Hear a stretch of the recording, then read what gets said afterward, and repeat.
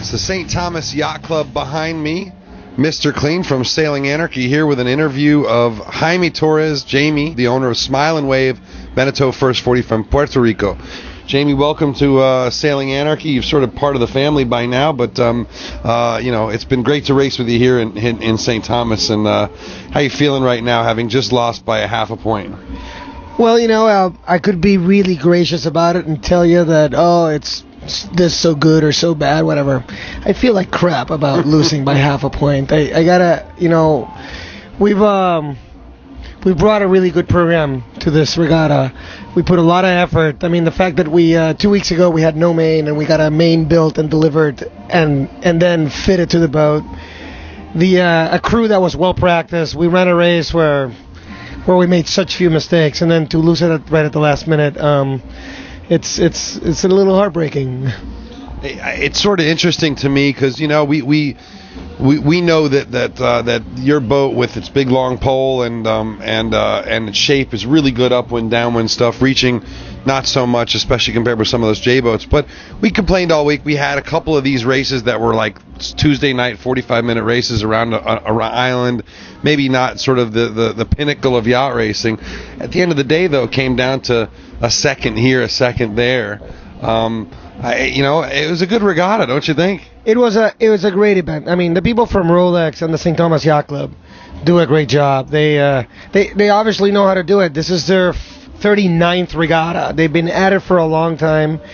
They care about their event, and it shows, and they put on a great shoreside activity calendar. So it's a great event. We sit around and we think about, what could we do different? What could have been different that would have yielded a substantially different result for us? And I think that everybody in the crew agrees that we didn't really leave over the course of a whole weekend of racing, 6 races. I would be surprised if we really threw away one whole minute in mistakes. It's fascinating to look at the results because in this class, I mean, there was multiple races that were won or lost by under 5 seconds. Absolutely. But then I think that it came right down to this. This morning we sat here looking at the Pillsbury Sound races thinking, this is the racing that we're going to do now. This is what's expected on Sunday.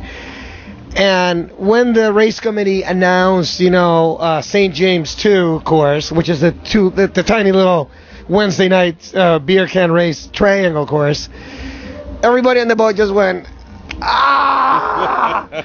I mean, and the most incredible thing was that we tied in corrected time with a J80 yesterday for 4th place and 5th place. And in the same race, that same boat beat us by 1 second, and the other 2 sprint boats beat us like did it yesterday.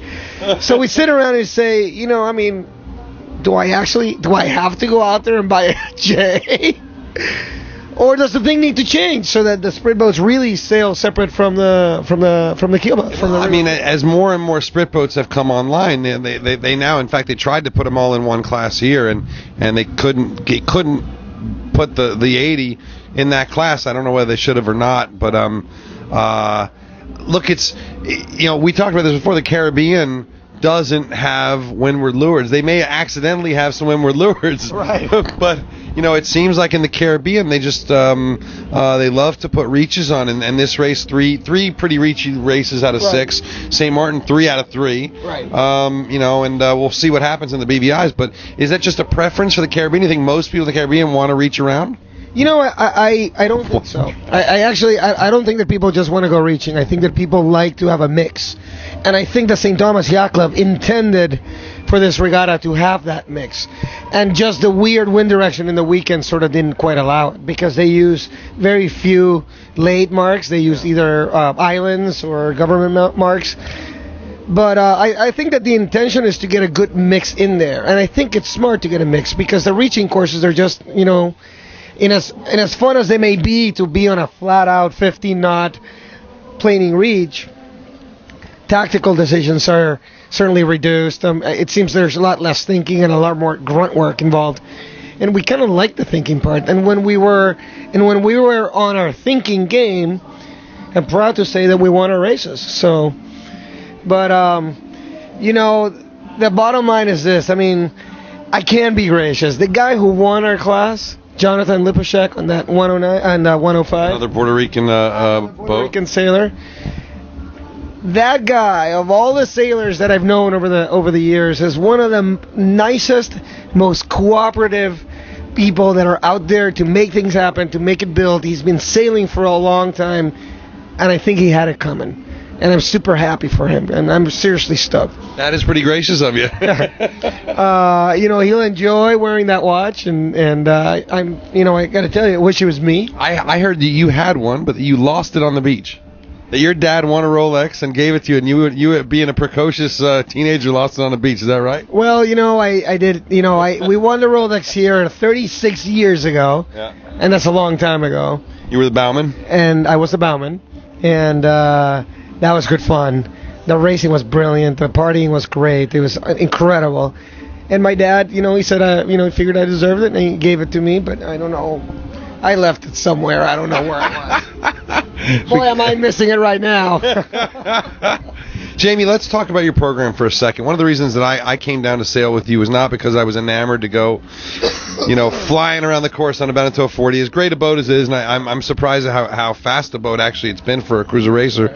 I was attracted because you seem to have this passion, and you seem to be into bringing new people on the boat. You got 2 or 3 people on a pretty high level 40-footer, but 2 or 3 people that are just really new to sailing, and you train them up, and you seem to be a little bit of a pipeline for sailors. And I'm wondering, like, what motivates you to do this, and what's your program? What's the goal of your program? Well, the goal of my program ultimately is to do a lot of sailing. I got back into sailing thanks to Tom Hill and his program on Teton, and I wanted to bring my baby with the same upbringing that my dad, who's here now, gave me. You know, I wanted us to be a sailing family, and this was a great time to start. But, you know, at home, in Puerto Rico, there's just not that much sailing. That's an embarrassing and disappointing thing to have to admit, actually, that the sailing is a bit in a decline.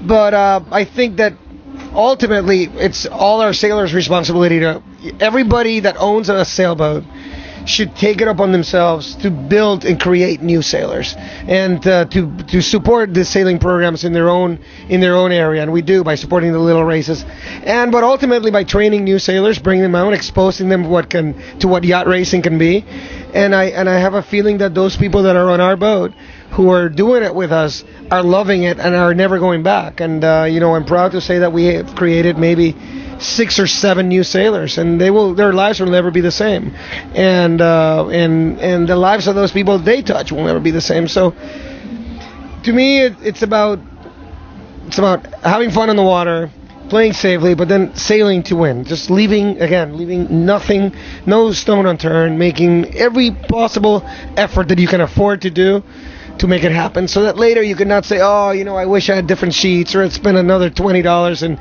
different blocks. You know, I mean, if you can do it and you want to, make it happen so you have no excuses. And at this event, really, we are a no excuses boat. I mean, we sailed a great race. We did the best that we could with what was handed to us, and you know, it shows in the scoring. I mean, 1 point separates first from third. That's pretty damn close racing. You know, I know that you have some commercial sponsors. Pretty rare for boats at this level. There's not a lot of sponsorship going on in the Caribbean, but you have Banco Popular and some other local support in Puerto Rico. Does that let you go farther afield? And is that something that is there support for sailing in Puerto Rico? You said there's not that much sailing going on, but is it something the public understands, or a lot of people do? Well, you know, no. And I think that's probably a worldwide problem, except, I don't know, maybe in the sailing capitals of the different, perhaps it's not a problem in Marblehead or in New York or in Newport or in San Francisco, but they support us because they want to associate their brands with sailing. And I think that they like the program that we bring. We are sort of, you know, we're a nice, clean, simple, performance-oriented, you know, new sailors-oriented program, and I think that they identify with those values. But in fact, part of our effort will be to see how we can bring those same sponsors to support the growth of the sailing community in general. This is a great way of doing it, a great way to start. It connects them to sailing. They see the value, the people, the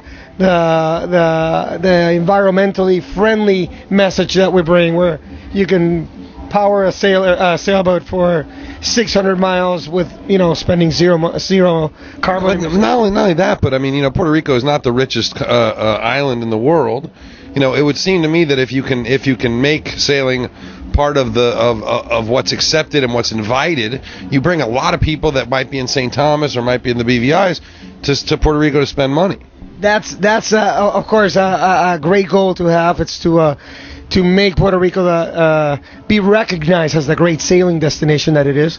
I think that we're very proudly flying the Puerto Rican flag. We're getting the message out there that there's great sailing and great sailors in Puerto Rico, and I am hoping that the Puerto Rico Tourism Company and the government of Puerto Rico can also see the light and say, let's make the effort. Let's support those people that are putting on the events.